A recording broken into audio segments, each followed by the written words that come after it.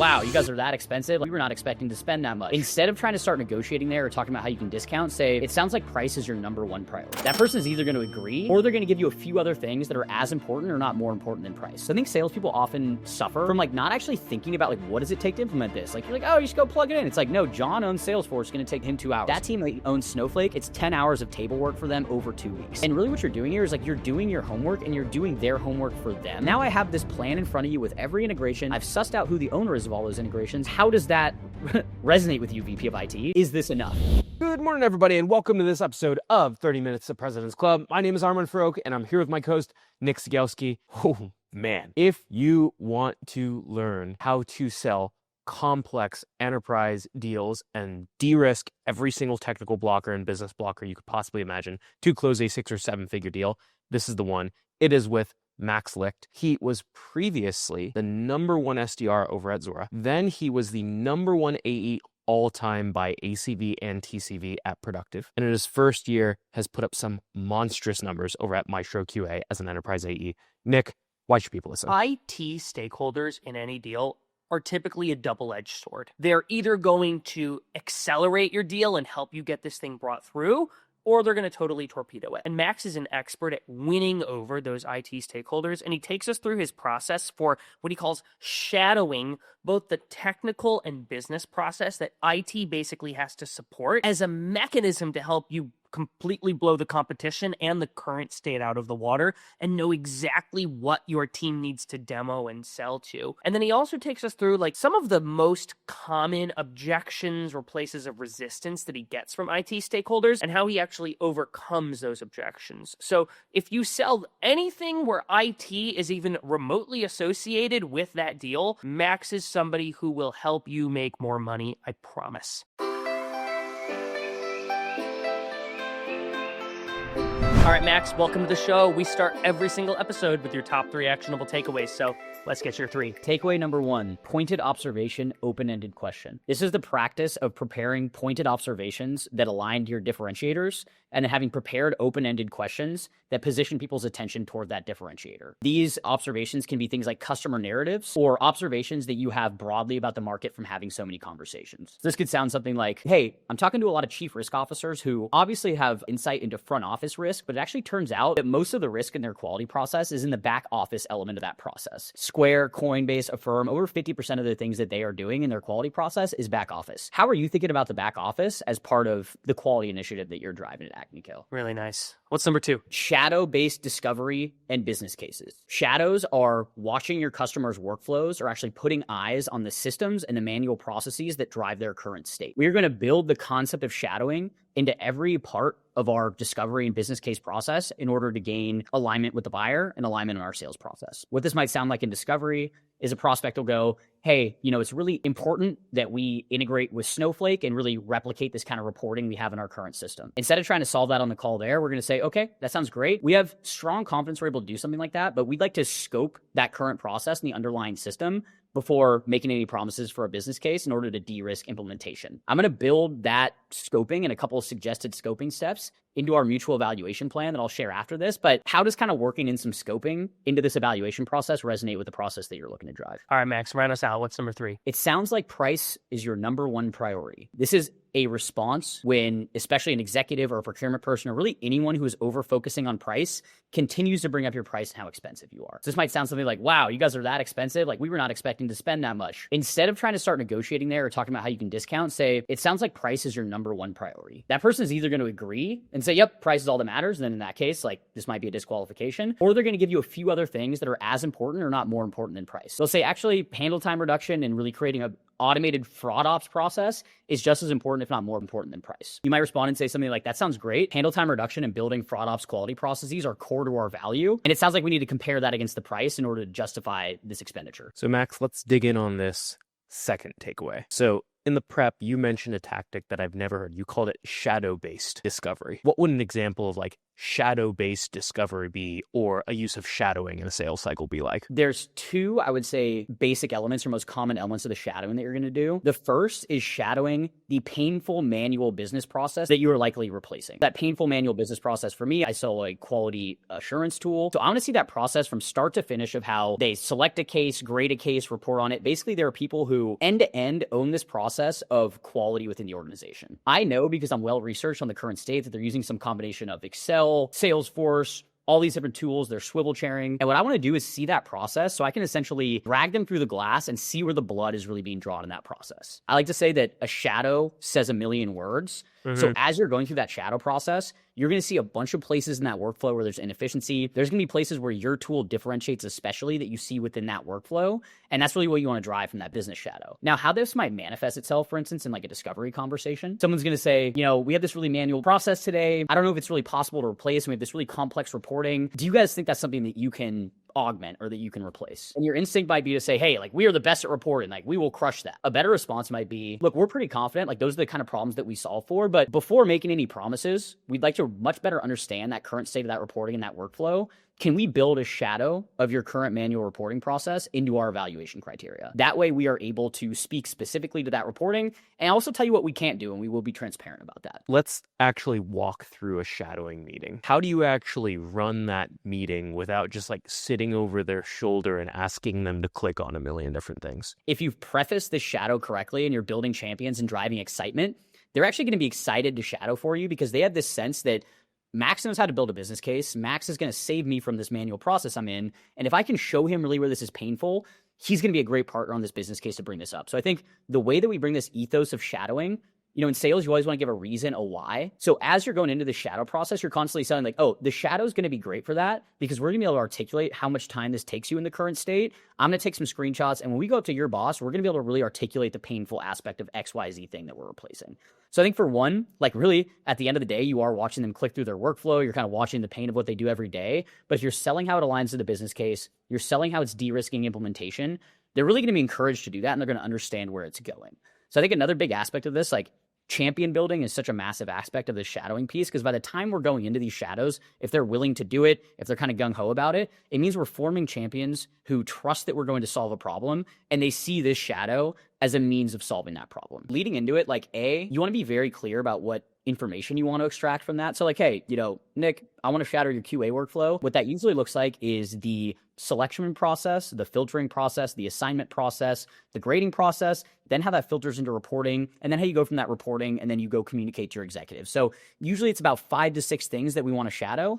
Let me know if you have any questions, but guessing that's something that's kind of central to you. So you're really defining what that shadow process looks like. By the time they hop on, they should be very aware about what aspects of the workflow they're shadowing. You should be very innately aware of where your specific differentiators apply to each part of that process. If I'm shadowing this selection process, what are the 2 to 3 things that my technology does in that selection process that are really going to differentiate it? And then I'm looking for that and I'm calling it out. Can you show me that field again? Oh, that field's going to be really important. If your competitor's not talking about extracting that field, let's make sure to button that away for later and make sure we talk about those really tactical things. Is that you're going to gain this intimate understanding of what the current state looks like, and you're going to use to shadow your competitors a lot. I know what all my competitors look like because I asked to shadow them. And then when someone goes, how do you know that about my competitor? Oh, well, I shadowed him 4 times last month and replaced him for 3. So this is all coming from a place of deep research. That's also a benefit of that shadow process. Max, I wasn't as intentional about you as doing this when I sold ERP software to law firms, but I remember there were a couple times we ended up, stumbling into doing a shadow,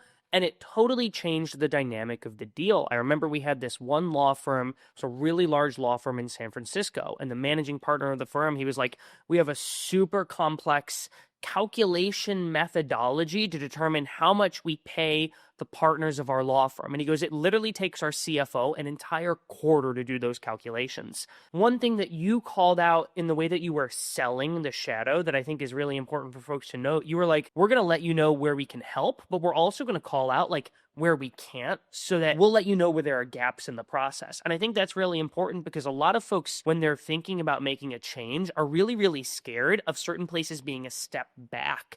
And when you use that as a reason to say, hey, we're going to tell you where we're great and where we actually can't help, it actually reduces a lot of their anxiety. Let's say I'm listening to this and I'm like, hell yeah, this is something that I want to integrate into my sales process. First question for you is, what are some of the other areas where there are opportunities for a shadow? If there isn't a set of manual, painful processes or like some current state to observe, it means they're probably not trying to solve the problem. So also like something to shadow is a sign that they have tried that there's an intent to solve that problem. And in the intent of how they're trying to solve that is so much data about what they're actually trying to do. So that's one thing, is there's going to be a lot of business workflows. Now, underpinning that, there's some set of systems. So many tools today are built on Snowflake or Salesforce. And you might be watching some sort of like report, you're watching some Tableau dashboard, but that's like sitting on top of Snowflake, and someone owns that Snowflake who is like sitting in front of those tables and is like, screw you, sales guy. I'm not going to give you the time of day to give you those tables. So you're going to like get the business all fired up. You're going to do all this business discovery. Then you're going to get to that, VP of data and integrations who owns Snowflake and be like, oh, all these things you talk about the business, we're not sharing those tables anyway. So like, it's all a moot point. So as you're talking to the business, so this is what you want to share with them is like, look, share your experience, kind of a pointed observation, open-ended question. A lot of the time I do all this great business discovery with my business stakeholders. And then we get to the Snowflake owner after 3 months of hard work and he takes it all over it. What I would like to do is work with you to unlock a shadow with that technical stakeholder so we can actually align on your use case with the person who's going to be making that integration. So long-winded way of saying you want to do those business shadows, but then those are going to unlock the systems underpinning that, because there's huge gatekeepers underneath those processes that are going to kill you in the last mile of the deal. And you want to use these technical shadows to get in front of them, and not just yourself. Like, bring the superstars on your team. I'm bringing my CTO, MIT grad, engineer extraordinaire to go nerd out with them. Like, you're not just multi-threading with their organization, you're also multi-threading with their organization. So when I'm doing that Snowflake shadow technically that I earned through my business stakeholder, I'm gonna say, I'm gonna bring my CTO in. Dude's a whiz. He can go toe-to-toe with you about Snowflake. They're gonna leave that call grudgingly like, well, those guys didn't know what they were talking about, and that is kind of compelling that they would pull that in. You step into that meeting, it's them, their technical goons, you and your chief technical goon. How do you make sure that meeting stays on the rails? If you have earned the right to get in front of this like VP of data and their Salesforce goons and their Snowflake goons, this is a huge tactical opportunity in the deal, and you need to be ready to sing the tune really tightly.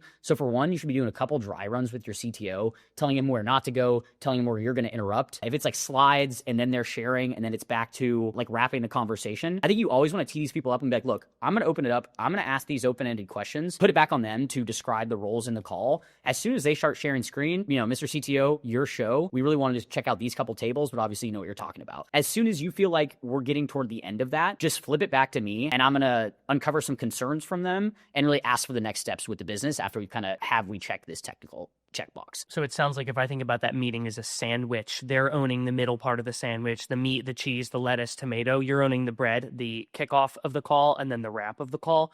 Can you voice over for me what the kickoff of that call actually sounds like? It sounds like you're sharing some slides. It sounds like you're teeing up some questions, but I think it would be helpful for folks to hear how you set the agenda and set the tone for those meetings. So I think the first most important thing is that you reference the situation, your champions, the problem they're solving, the work you've done to get here, why this person specifically is involved. So that might sound something like, hey, I've been working with John and team over here a lot. We're really excited about our opportunity to automate the quality process end to end.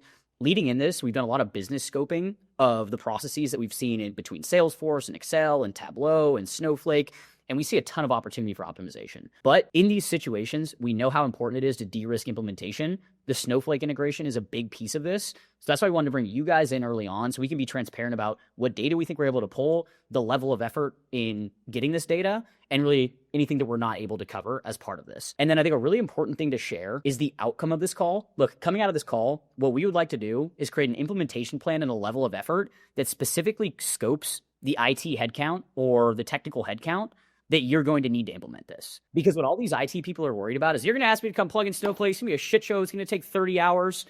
And these sales guys, they never talk about it during, the pre-sale. We sign a contract. We get pulled into implementation. It's this entire shit show. And you want to tell this narrative of, I want to solve these problems, but it's not just business problems. There's technical problems that you own as well. We are doing this in order to tightly scope the level of effort. And the word you'll always hear is de-risk, de-risk, de-risk. We know what we need to pull. We know how much headcount it's going to take. It's not going to be derailed unless you guys delay things. So I think kicking things off, it's summarizing, emphasizing the pain you're solving for your champion, telling those people why they become involved very tactically, and then talking about a deliverable. It's going to be a very tightly scoped level of effort that we're going to present to you with our champion as part of the business case. A lot of times people will say, that's good sales advice, but it won't work for me. And that actually happens in software sales. People will see a normal demo and they'll be like, I could see how this software could solve a problem for someone, but my situation is its own unique snowflake. And so you lose the deal because they don't believe it works for them. And so then you walk them through the business shadowing and they're like, okay, I could see how this could work for my business, but I don't know if this is going to work for like my tech stack. And then you knock that one off with the technical shadow. And then the technical team's like,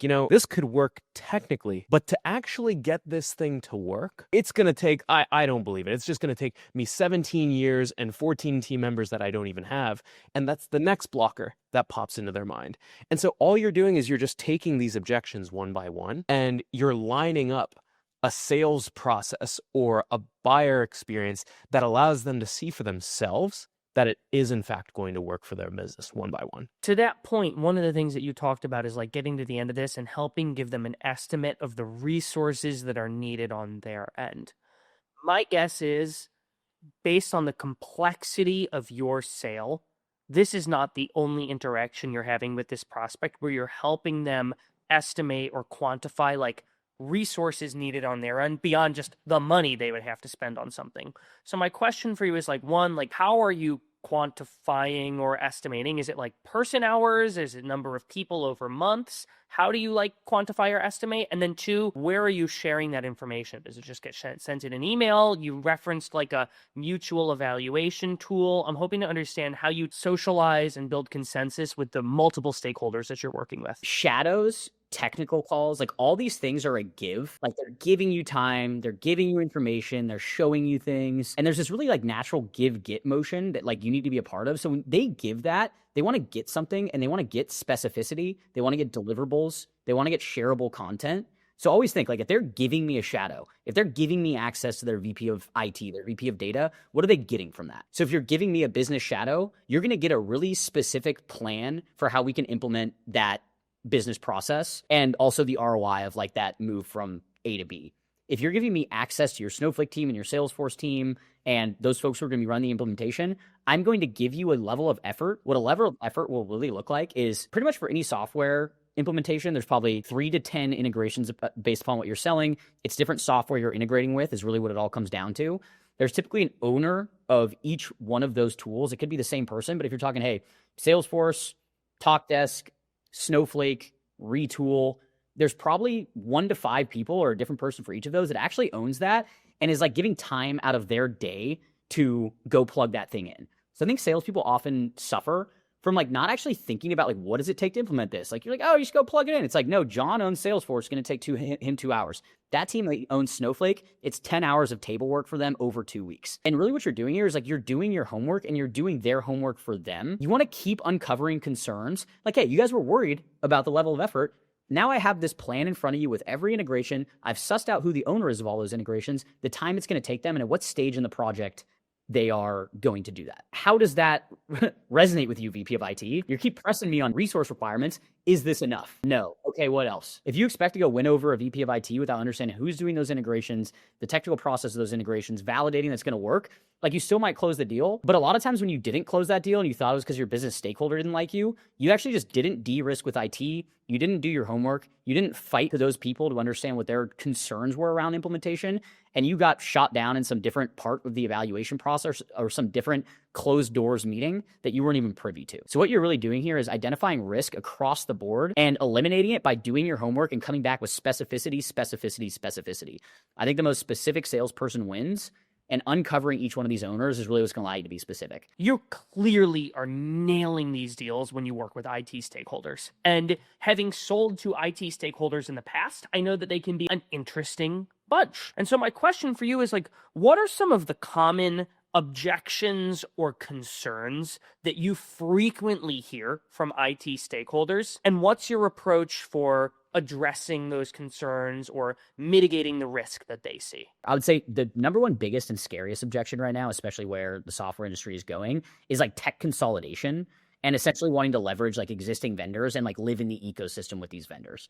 I have always sold niche tools that like usually there's some legacy vendor that has a bolt-on that is like 10 times shittier than your tool. But to the IT team, it's just like, why does that matter, business? Like, go buy the bolt-on from Salesforce or NICE or Snowflake. Like, you don't need that niche software vendor, right? So that IT influence around tool consolidation, it's just them being lazy and not creative and, you know, wanting to bring in the easy thing that makes their budget look easier because the incumbent's going to bundle it in some commercially pressuring way, you know? So that's like one big thing. I'd say the second obvious really big thing is like these people run on sprints and like resource allocation. Like a VP of IT, like their entire almost role is allocating really valuable technical resources against a set of Gantt charts. And like what that Gantt chart is like week 1, week 2, week 3, like these kind of project like software and like technology rollouts you see. They're managing like 25 of these at any given time across a lot of vendors with more spend and more attention, let's say. And they're trying to figure out where can I slot my resources into this where we don't blow everything else up. So always think about how you're fitting into these other project timelines. And then the third thing is just like the dependency of integrations and integrated technology.